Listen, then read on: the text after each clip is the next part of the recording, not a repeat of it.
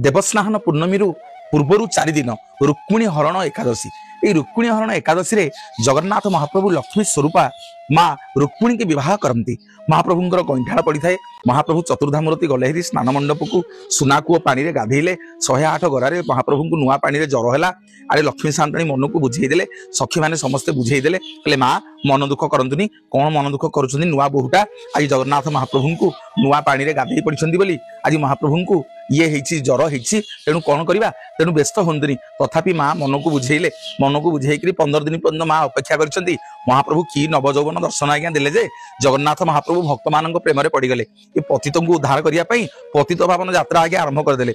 लक्ष लक्ष लोक मान गहन यात्रा कर महाप्रभु जाकि गुंडीचा घरे पाइले।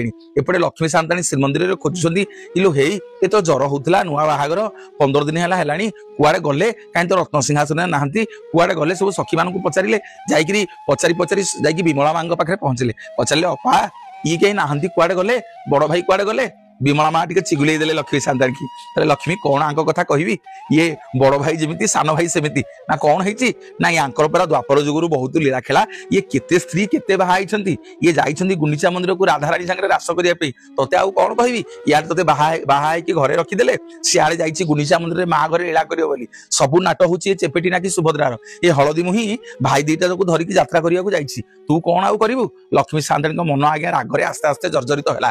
रागरे पूरा पंचम गले माँ आज विमला देवी की पचार अपा ताले कौन करवा ये आसवे केमिति ना शुणु तू सीना धनर ठाकुराणी मु हूँ तंत्रर ठाकुराणी ना केमिति कौन हम ना मु गोटे चूर्ण तते दउछि ता ना हूँ मोहचूर्ण। ये मोहचूर्ण नहीं कि जीवु जा बड़दान रे बाजा बजेई जीवु सबु लोक जानतु दुनिया जाक लोक जानतु स्त्री की छाड़ी बुलिया जाइए कालिया तू जा। आज लक्ष्मी सान्ताणी विमला आज्ञा मोहचूर्ण आणले कानी रे बांधिले कानी रे बांधिकी बड़दान रे चलले। खबर जीव जगन्नाथ पाखक जे प्रभु महावर्तन रागिकी पंचम आपण माँ को कहीकि आसी ना नवदिनात्मक यात्रा कले दिने गले दिने आसिले 7 दिन रहिबे महावर्तन खोजुंट। माँ निजे आसिक गुंडीचा मंदिर पहुंचले पति महापात्र आसिक वंदापना करी माँ को देउल भितर को पाछड़ी नेबे। लक्ष्मी जमी आज्ञा जीवे जगन्नाथ मुह आगे गोटे टेरा टणा हो जाइथिबो आउ महालक्ष्मी जगन्नाथ को देखी पारिबेनी।